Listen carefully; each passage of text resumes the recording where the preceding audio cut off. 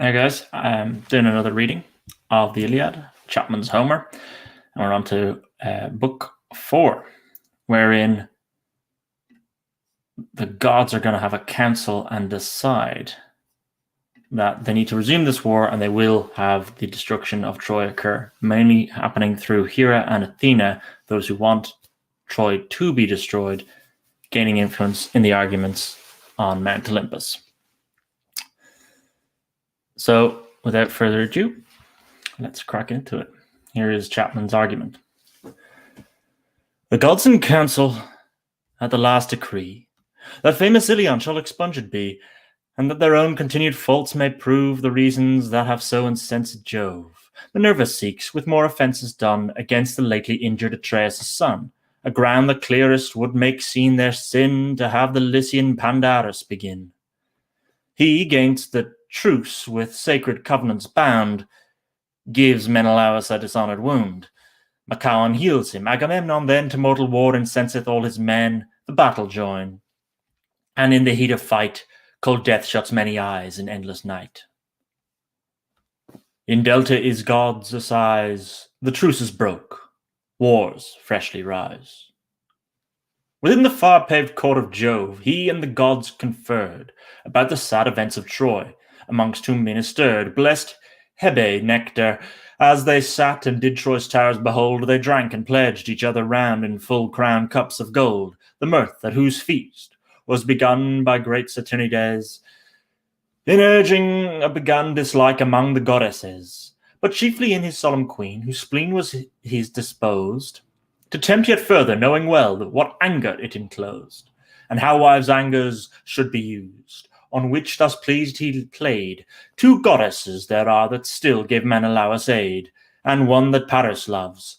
The 2 that sit from us so far, which Argive Juno is, and she that rules in deeds of war, no doubt are pleased to see how well the late seen fight did frame, and yet upon the adverse part the laughter-loving dame made her power good too for her friend, for, though he was so near, the stroke of death in the other's hopes she took from him them clear. The conquest yet is questionless, the martial Spartan kings. We must consult then what events shall crown these future things. If wars and combats we shall still with even successes strike, or as impartial friendship plant on both parts, if ye like, the last, and that it will as well delight as merely please the happy deities, still let stand old Priam's town in peace, and let Lacedaemon king and gain his queen enjoy. As Pallas in heaven's queen sat close, complotting ill to Troy, with silent murmurs they received this ill-like choice from Jove, gainst whom was Pallas much incensed, because the queen of love could not without his leave relieve, in that late point of death, son of Priam, whom she loathed, her wrath yet fraught beneath. Her supreme wisdom and was curbed, but Juno needs must ease her great heart with her ready tongue, and said, what words are these, austere and too much Saturn's son? Why wouldst thou render still my labours idle, and the sweat of my industrious will? Dishonour with so little power, my chariot horse are tired, with posting to and fro for Greece, and bringing banes desired. To people mustering Priamus and his perfidious sons, yet thou protectst and joinst with them, whom each just deity shuns. Go on, but ever go resolved, all other gods have vowed, to cross thy partial course for Troy, in all that makes it proud. At this the cloud-compelling Jove a far-fetched sigh let fly, and said, thou fury, what offence of such impiety hath Priam or his sons done thee, that with so high a hate thou shouldst thus ceaselessly desire to raise, ruinate so well a builded town as Troy? Think, hadst thou the power, thou wouldst the ports and far-stretched walls fly over and devour.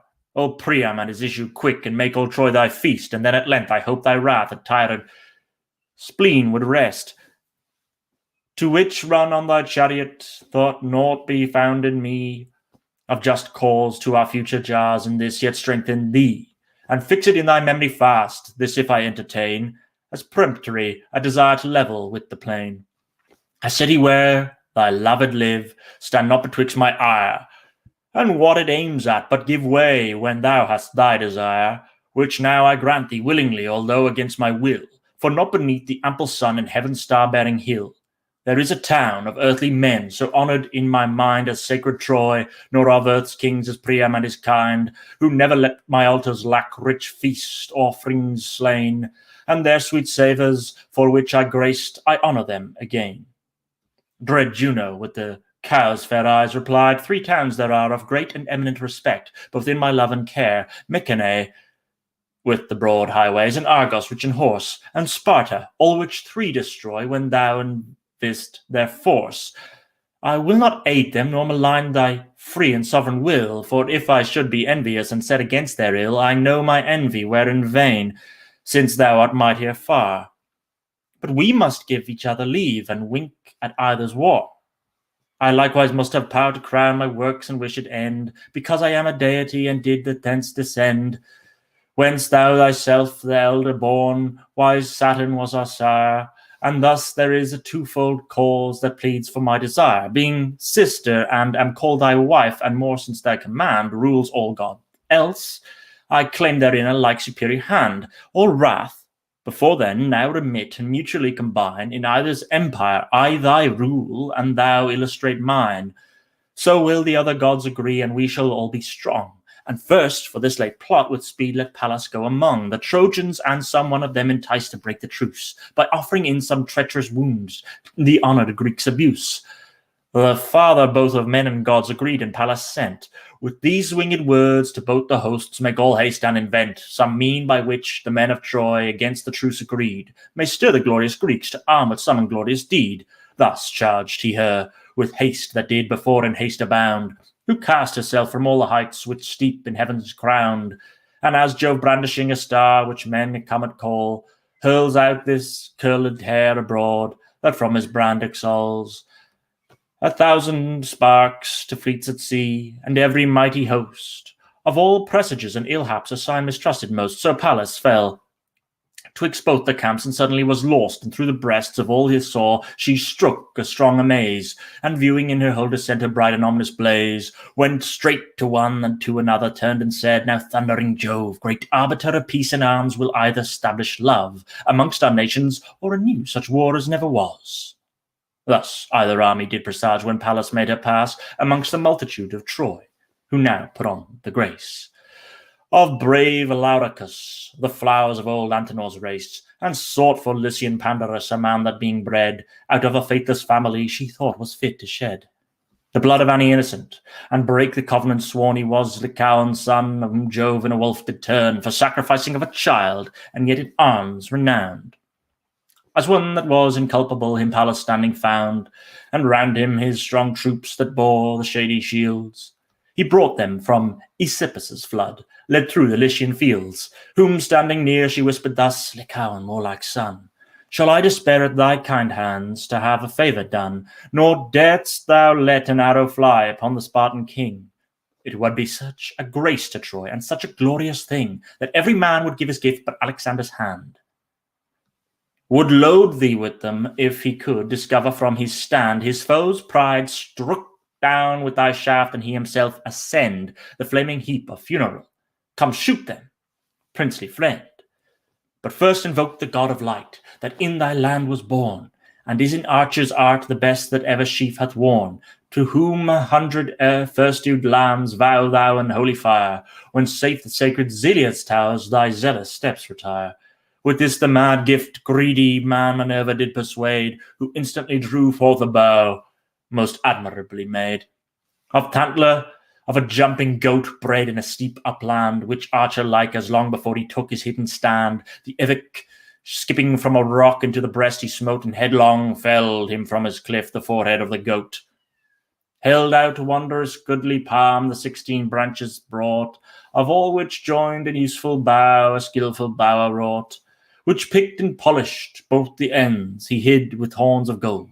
And this bough bent he close laid down, and bade his soldiers hold their shields before him, lest the Greeks, discerning him, should rise in tumults ere the Spartan king could be his arrow's prize. Men's space with all his care he chose, from his quiver drew an arrow feathered best for flight, and yet that never flew, strong-headed and most apt to pierce. Then took he up his bow and knocked his shaft the ground whence all the future grief did grow, when praying to this god the psalm that was in Lycia bred, the king of archers promising that he the blood would shed of all 100 first fallen lambs, all offered to his name. When to Zelia's secret walls from rescue Troy he came, he took his arrow by the nock, and to his bended breast the oxy sinew close he drew, even till the pile did rest upon the bosom of the bough. And as that savage prize his strength constrained into an orb, as if the wind did rise, the coming of it made a noise, a sinew-forged string, and give it a mighty twang, and forth the eager shaft did sing, affecting speediness of flight amongst the Achive throng, nor while the blessed heavenly powers unmindful of thy wrong.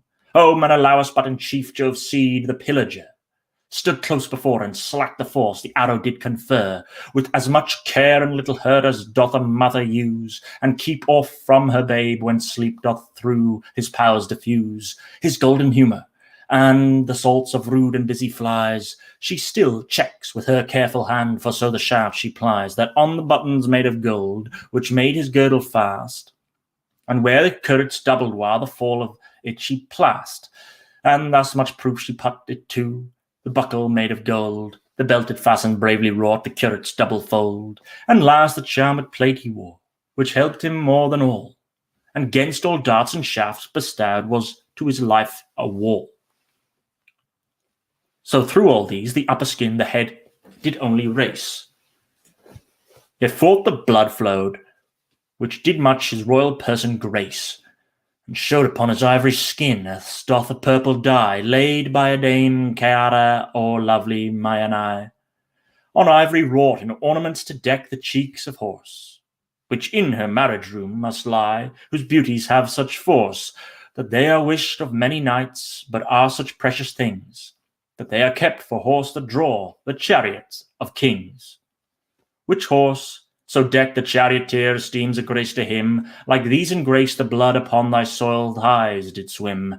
O Menelaus, down by calves and ankles to the ground, for nothing decks a soldier so as doth an honoured wound. Yet fearing he had far much worse, the hair stood up on end on Agamemnon when he saw so much black blood descend, and stiffened with the like dismay was Menelaus too. But seeing the arrows stale without, and that the head did go no further than it might be seen, he called his spirits again, which Agamemnon marking not, but thinking he was slain, he gripped his brothers by the hand, and sighed as he would break, which sigh the whole host took from him, who thus at last did speak, O dearest brother, is't for this, that thy death must be wrought, rout I this truce, for this hast thou the single combat fraught. For all the army of the Greeks, for this hath Iliad sworn, and trod all faith beneath their feet, yet all this hath not worn. The right we challenged out of force, this cannot render vain, our stricken right hand's sacred wine, nor all our offerings slain. For through Olympius, be not quick in making good or ill, he will be short as he is slow, and sharply approve his will. Their own hands shall be ministers of those plagues they despise, which shall their wives and children reach, and all their progenies. For both in mind and soul I know that there shall come a day when Ilion Priam all his power shall quite be worn away. When heaven inhabiting Jove shall shake his fiery shield at all, for this one mischief, this I know, the world cannot recall. But be all this, my grief still for thee will be the same, dear brother. If thy life must here put out this royal flame, I shall to sandy Argos turn with infamy my face, and all the Greeks will call for home all Priam and his race, will flame in glory, Helena, untouched, be still their prey. And thy bones in our enemies' earth our cursed fates shall lay. Thy sepulchre be trodden down, the pride of Troy desire insulting on it, and thus, oh, thus, let Agamemnon's ire in all the acts be expiate, as now he carries home his idle army, empty ships, and leaves here overcome, good Menelaus. When this rave breaks in their bated breath, then let the broad earth swallow me, and take me quick to death. Nor shall this ever chance, said he, and therefore be of cheer, lest all the army led by you your passions put in fear. The arrow fell in no such place a death could enter at. My girdle, currets, doubled here, and my most trusted plate, objected all twixt me and death, the shaft scarce piercing one. Good brother, said the king, I wish it were no further gone, for then our best in medicine's skill shall ope and search the wound, applying balms to ease thy pains and soon restore thee sound. This said, divine Talthybius he called, and bade him haste. Machaon, Asculapius' son, who most of men was graced with physic's sovereign remedies, to come and lend his hand to Menelaus, shot by one well skilled in the command of bow and arrows, one of Troy or of the Lycian aid, whom much hath glorified our foe and us as much dismayed. He heard and hasted instantly and cast his eyes about the quickest squadrons of the Greek to find Machaon out. He found him standing guarded well with well-armed men of Thrace, with whom he quickly joined and said, Men of Apollo's race, haste, for the king of men commands to see a wound impressed in Menelaus great in arms by one instructed best in the art of archery of Troy or of the Lycian bands, that them with much more renown adorns, with us dishonour brands. Machaon much was moved with this, who with the herald flew from troop to troop among the host, and soon they came in view of her Atrides circled round with all the Grecian kings, who all gave way, and straight he draws the shaft which forth he brings. Without the forks the girdle then plate currents off he plucks, and views the wound, when first from it the clotted blood he sucks. Then medicines wondrously composed and skilful leech applied, which loving Chiron taught his sire, he from his sire had tried. While these were thus employed to ease the Achaean martial list, the Trojans armed and charged the Greeks arm and resist. Then not asleep, nor mazed with fear, nor shifting off the blows, you could behold a king of men, but in the full speed he goes, to set a glorious fight on foot. And he examples this, with toiling like the worst on foot, who therefore did dismiss his brass-armed chariot and his steeds with Ptolemaeus' son of Parides, their guide, the good Eurymedon. Yet, said the king, attend with them, lest weariness should seize my limbs, surcharged with orderings troops so thick and vast as these. Eurymedon then reined his horse, that trotted neighing by. The king a footman, and so scours the squadron's order lie, those of his swiftly mounted Greeks, that in their arms were fit. These he put on cheerful words, and bade them not remit the least spark of their forward spirits, because the Trojans durst may take these abhorred advantages, but let them do their worst. For they might be assured that Jove would patronize no lies, and that who with the breach of truce would hurt their enemies with vultures, and should be torn of themselves, that they should raise their town, their wives and children at their breast, led vassals to their own. Such as he beheld, hang off from that increasing fight. Such would he bitterly rebuke, and with disgrace excite. Base Argives, blush ye not to stand as made butts to darts? Why are ye thus discomfited, like hinds that have no hearts, who, wearied with a long-run field, are instantly embossed? Stand still, and in the beastly breasts is all their courage lost. And so stand you, struck with amaze, nor dare to strike a stroke. Would ye the foe should nearer yet your dastard spleens provoke, even where, on Neptune's foamy shore, our navies lie in sight, to see if Jove will hold your hands and teach ye how to fight? Thus he commanding, ranged the host, and passing many a band, he came to Cretensian troops, where all did armed stand, about the martial Edomen, who bravely stood before in vanguard of his troops, and matched for strength the savage boar, Meriones, his charioteer, the rear guard bringing on, which seen to Atreus the son, to him it was a sight alone. With Edomen confirmed mind, with these kind words he seeks, O Edomen, I never loved thyself past all the Greeks, in war or any work of peace, at table everywhere. For when the best of Greece besides mixed ever at our cheer, my good old ardent wine with small and our inferior mates, drink even that mixed wine measured too, thou drinkst without those rates. Old wine neat, and evermore thy bowl stands full like mine, to drink still when and what thou wilt, then rouse the heart of thine. Whatsoever heretofore thou hast assumed to be, this day to be greater. To the king in this sort answered he, Atrides, what I ever seemed, the same at every part, this day shall show me at the full, and I will fit thy heart. But thou shouldst rather cheer the race, and tell them in their right, of all good war must offer blows and should begin the fight, since Troy first break the holy truce and not endure these braves to take wrong first and then be dared to the revenge it craves, assuring them that Troy and fate must have the worst at last.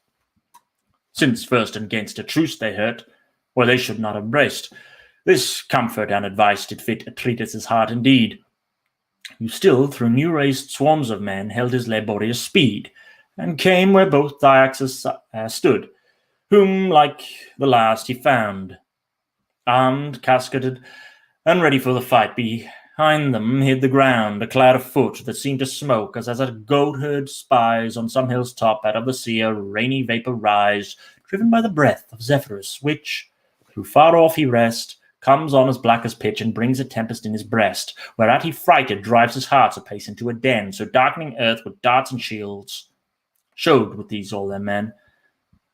This sight with like joy fired the king, who thus led forth the flame, and crying out to both the dukes, "You of the equal name, I must not cheer, nay, I disclaim all my command of you. Yourselves command with such free minds, and make your soldiers show, as you nor I led, but themselves. Oh, would Father Jove, Minerva, and the god of light, with all our bodies move, with such brave spirits as breathe in you, then Priam's lofty town should soon be taken by our hands, forever overthrown." Then he held on to our troops, and Nestor next beheld, and subtle Pelion, orator, range up and down the field, embattling his men-at-arms and stirring all to blows. Points every legion out his chief, and every chief he shows the form and discipline of war. Yet his commanders were all expert and renowned men. Great Pelagon was there, Alastor, manly Chromius, and Haemon with a throne. And Bias led could armies lead, with these he first put on his horse troops with their chariots, his foot of which he showed many the best and ablest men in which he ever used. As rampart to his general power he in the rear disposed. The slothful and the least of spirit he in the midst enclosed, that such as wanted noble wills, base need might force to stand. His horse troops that the vanguard had he strictly did command, to ride their horses temperately, to keep their ranks and shun confusion, lest their horsemanship and courage made them run to much presumed on, much too far, and charging so alone, engage themselves in the enemy's strength, where many fight with one, who is his own chariot leaves to range. Let him not freely go, but straight unhorse him with a lance, for 'tis much better so. And with this discipline, said he, this from these minds, this trust, our ancestors have walls and towns laid level with the dust. Thus prompt, and long inured to arms, this old man did exhort, and this Atreus likewise took in wondrous cheerful sort, and said, "O father, would to heaven that as thy mind remains and wanted vigour, so thy knees could undergo our pains, but age that all men overcomes hath made his prize on thee. Yet still I wish that some young man, grown old in mind, might be, but in proportion with thy years and thy mind young in age, be fitly answered with his youth. That still where conflicts rage, as young men used to thirst for fame, thy brave exempling hand might double our young Grecian spirits and grace our whole command." The old knight answered, "I myself could wish, O Atreus' son, I were as young as when I slew the brave Eurythalion. But gods at all times give not all their gifts to mortal men. If then I had the strength of youth, I missed the counsels then that years now give me, and now years that main strength of youth. Yes, still my mind retains her strength, as you now said, the sooth, and would beware that strength is used affording counsel sage. To stir up youth's mind, 'tis grace and offer of our age. Let younger sinews, men sprung up, whole ages after me, and such have strength, use it, and as strong in honour be." The king, all this while comforted, arrived next where he found well rode Menestheus, Petreus' son, stand still environed round with his well-trained Athenian troops, and next to him he spied the wise Ulysses, deedless too, and all his bands beside of strong Cephalions. For as yet the alarm had not been heard in all their quarters, Greece and Troy, where then so newly stirred. And then first moved as they conceived, and they so looked about, to see both hosts give proof of that they yet had cause to doubt. Atrides, seeing them stand so still and spend their eyes at gaze, began to chide. "And why," said he, "dissolve thus in amaze, thou son of Pythias, Jove-nursed king? And thou and wicked slate, a cunning soldier, stand ye off, expect ye that the fight should be by other men begun? 'Tis fit the foremost band that should you there, you first should front who first lifts up his hand. First you can hear, when I invite the princes to a feast, when first, most friendly, and at will ye eat and drink the best. Yet in the fight most willingly 10 troops ye can behold take place before ye. Ithacus at his brows did fold, and said, How hath thy violent tongue broke through thy set of teeth, to say that we are slack in fight and to the field of death? Luck others should enforce our way when we were busied then, even when thou spakest against the foe to cheer and lead our men, but thy eyes shall be witnesses, if it content with thy will, and that as thou pretend'st these cares do so affect thee still. The father of Telemachus, whom I esteem so dear, and to whom as a legacy I'll leave my deeds done here, even with the foremost band of Troy hath this encounter dared, and therefore thy speech is vain and had been better spared. He, smiling, since he saw him moved, recalled his words and said, Most generous Laertes' son, most wise of all our aid, I neither do accuse thy worth, nor more thyself may hold, fit that inferiors think not much, being slack to be controlled. Nor take I on me thy command, for well I know thy mind, knows how sweet gentle counsels are, and that thou standst inclined, as I myself, for all our good. On then, if now we spake, what hath displeased another time we full amends will make, and gods grant that thy virtue e'er may prove so free and brave, and my reproofs may still be vain, and thy deserving grave. Thus parted they.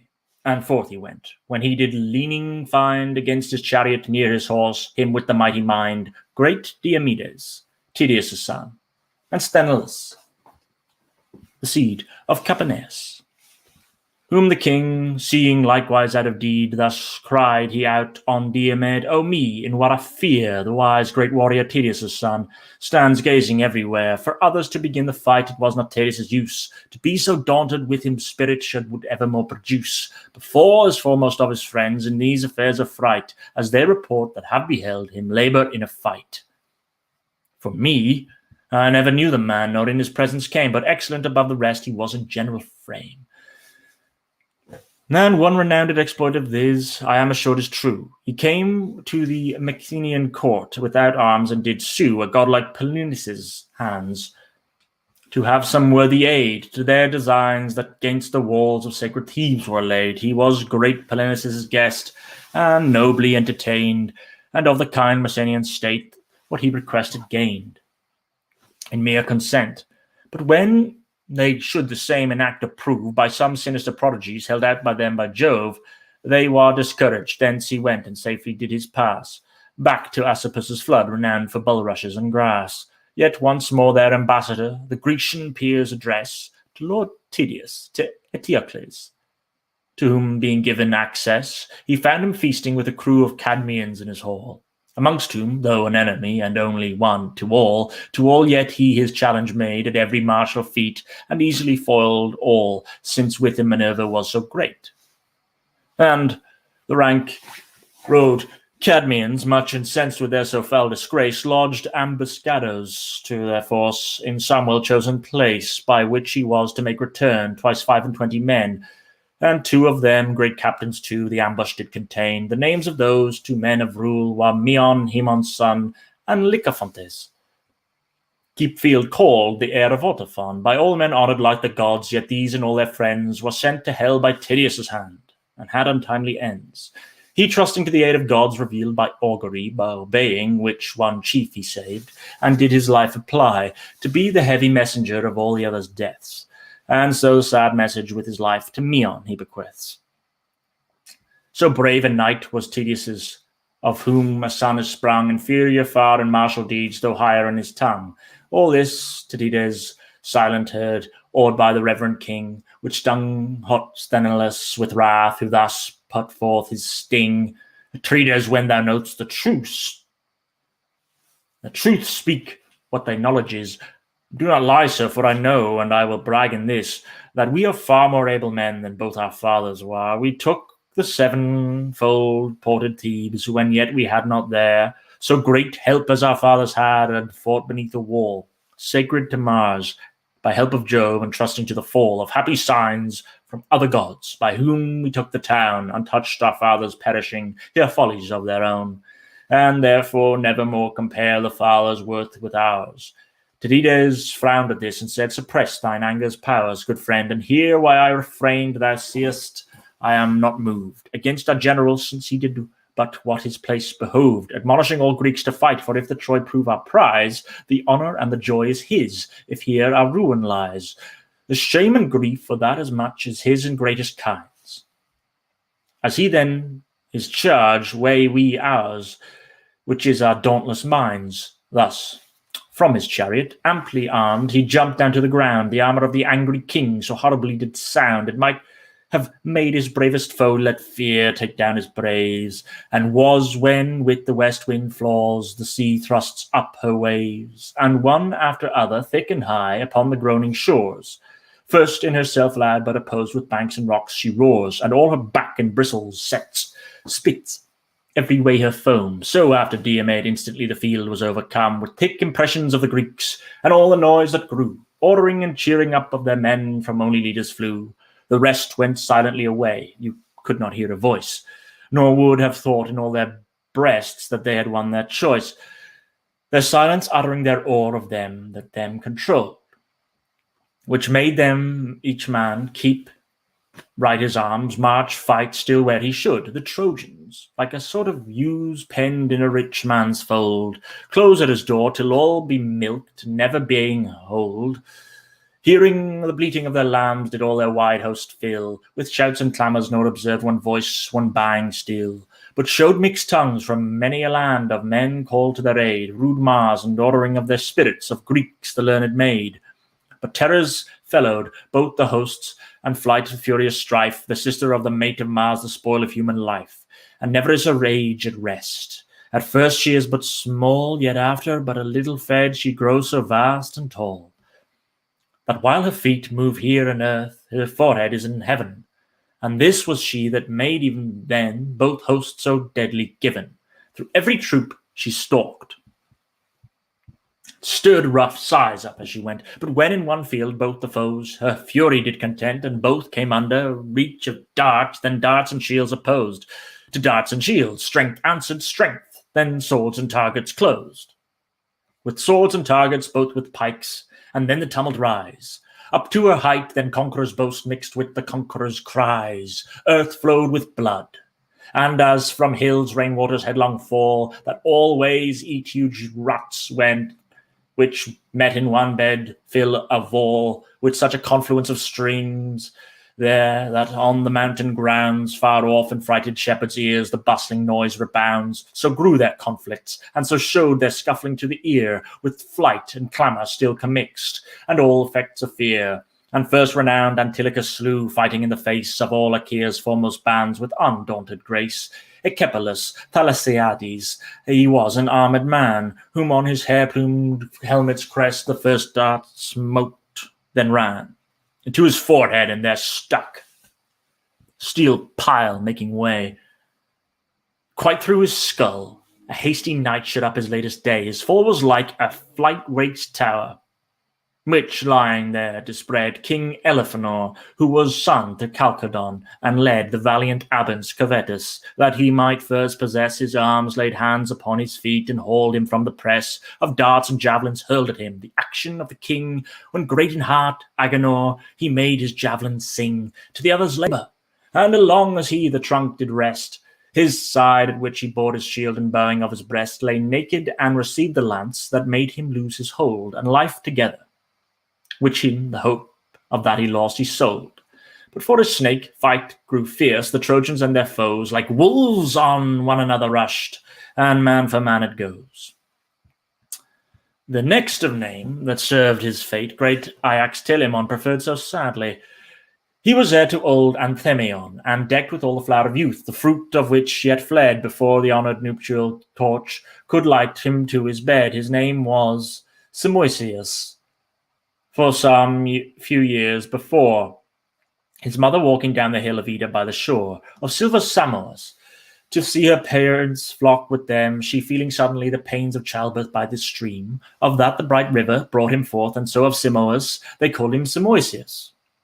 Sweet was that birth of his, to his kind parents in this growth did all their care employ, and yet those rites of piety that should have been his joy to pay their honoured years again in as affectionate sort, he could not graciously perform, his sweet life was so short, cut off with mighty Ajax's lance. For as he spirits on, he struck him at his breast right pap, quite through his shoulder bone, and in the dust of earth he fell, that was the fruitful soil of his friend's hopes, but where he showed he buried all his toil, and as a poplar shot aloft, set by a river side, in moist edge of a mighty fen, his head in curls implied, but all his body plain and soothed, which a wheelwright puts, the sharp edge of the shining axe, and his soft timber cuts. From his native root, in hope he hew out of his bowl, the felf saw out parts of a wheel, that compass in the whole, to serve some goodly chariot, but being big and sad, and to the hold home, through the bogs, the useful hope he had.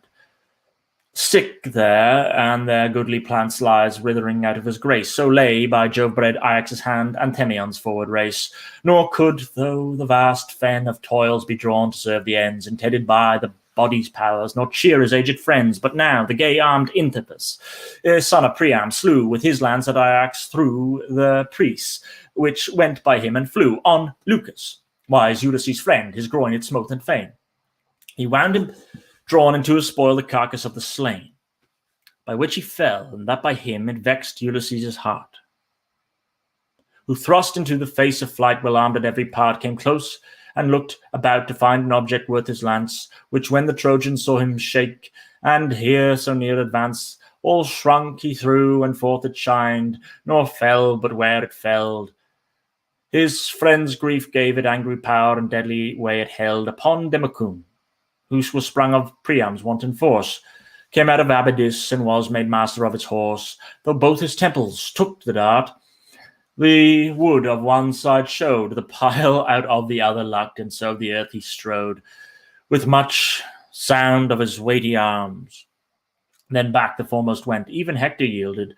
Then the Greeks gave worthy clamorous vent, affecting then their first dumb powers. Some drew the dead and spoiled, some followed that in open flight Troy might confess it foiled. Apollo, angry at the sight, from atop the Ilion cried, "Turn head, ye well-rowed peers of Troy, feed not the Grecians' pride. They are not charmed against your points, not steel nor iron framed, nor fights the fair-haired Thetis' son, but sits at fleet inflamed." So speak the dreadful god from Troy, the Greek Jove's noblest seed, in courage to keep on the chase, and their fit spirit did need.